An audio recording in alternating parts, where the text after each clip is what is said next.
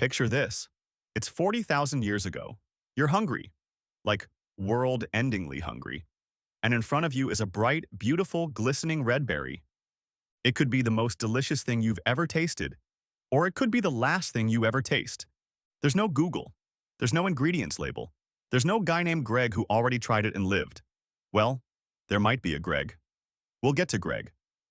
So how on earth did our ancestors figure out which fruit was food and which fruit was a one-way ticket to the afterlife? Today, we find out. Stick around, because by the end of this video, I promise you will never look at an almond the same way again. Okay, let's start with the uncomfortable answer. The number one method our ancestors used to figure out which fruit was safe was dying. I'm not joking. The original food safety test was just, somebody eats it, and everybody else watches very, very carefully.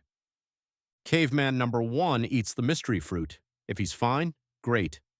New food group unlocked. If he keels over clutching his stomach. Congratulations, that information has now been added to the tribe's database, the database being everyone's traumatized memory. This, by the way, is the real Greg. Greg was the brave idiot in every tribe who ate things first. Every group had a Greg. And let me tell you, the Gregs of history did not have long careers. But here's the thing that makes this genius instead of just grim. Humans have something most animals don't. We talk. We remember. And we warn each other. So Greg's sacrifice wasn't wasted. Hey, don't eat the white berries, they got Greg. That sentence, passed down for 100 generations, is basically the world's first nutrition textbook. Anthropologists call this cultural transmission. I call it the Greg system. And it worked. But, and here's where it gets interesting, trial and error alone is way too slow and way too deadly to explain how good humans got at this. There had to be something else, something built inside us. Here's a wild fact. Your sense of taste? It's not really there to help you enjoy food. It's there to keep you alive. Think about the 5 tastes: sweet, salty, sour, umami, and bitter. Sweet tells your brain, hey, this fruit is ripe, it's full of sugar, it's energy, you eat it. That's why ripe fruit tastes amazing. Evolution wants you to eat it. But bitter? Bitter is your tongue's alarm system.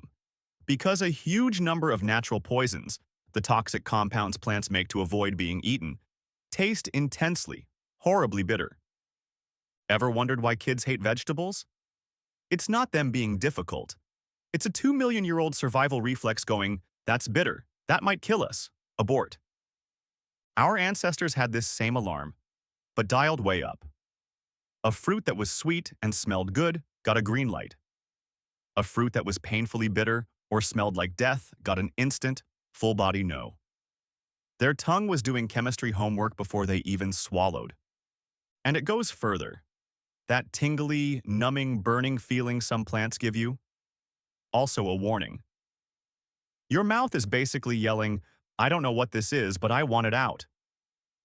So between the Greg system and the built-in tongue alarm, our ancestors were doing pretty well. But nature had a trick up its sleeve. A dirty, dirty trick.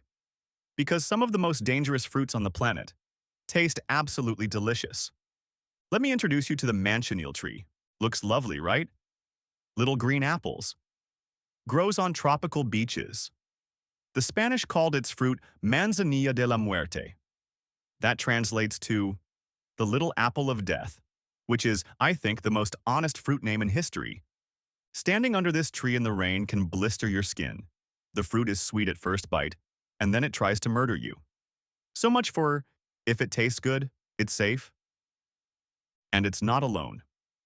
Apple seeds contain a compound that turns into cyanide. Cherry pits, peach pits, apricot kernels, same deal. Cassava, a root that feeds hundreds of millions of people today, is straight up poisonous if you don't prepare it correctly. So how did ancestors survive plants that were tasty and deadly? This is where humans go from clever animal to genuinely terrifying problem solvers. Because they figured out you don't have to eat the poison. You can just remove it. They learned to soak it, boil it, mash it, ferment it, dry it in the sun, leach it in running water for days. Communities developed elaborate, multi-step recipes, passed down for generations, whose only purpose was to take a poisonous plant and turn it into a Tuesday night dinner. Think about that. Somebody, somewhere, looked at a plant that kills you and went, yeah, but what if I rinse it like 9 times? That's not luck. That's science before science had a name. Now, you might be thinking, why didn't they just watch the animals? If a bird eats it, it's safe, right? Uh, kind of. This is the most misunderstood survival tip on the internet, so let me clear it up.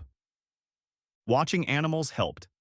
If our ancestors saw monkeys gorging on a fruit and not dying, that was a decent clue. Monkeys are close relatives, similar biology, solid intel.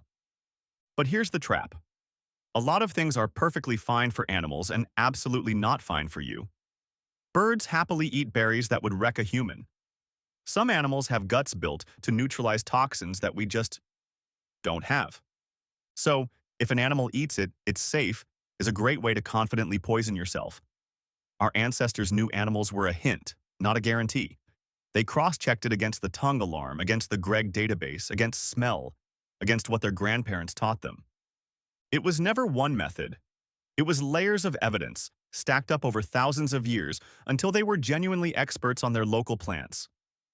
A hunter-gatherer could often identify hundreds of species and tell you exactly which part to eat, which part to throw out, and which part to never, ever touch. Honestly, most of us would not survive a weekend out there. Be humble. Okay, here's the twist I promised you. The plot twist of this entire story. The fruit wanted to be eaten. Think about it from the plant's side.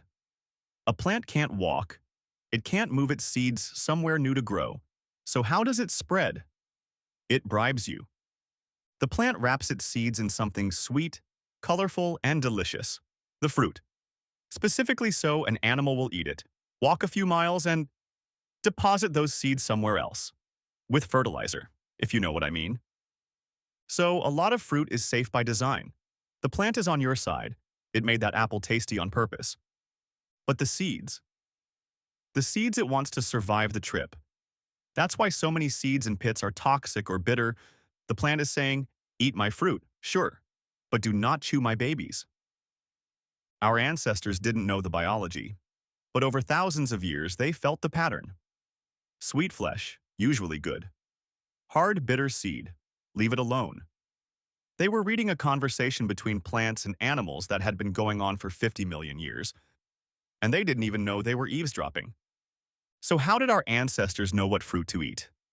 It wasn't one secret. It was everything at once.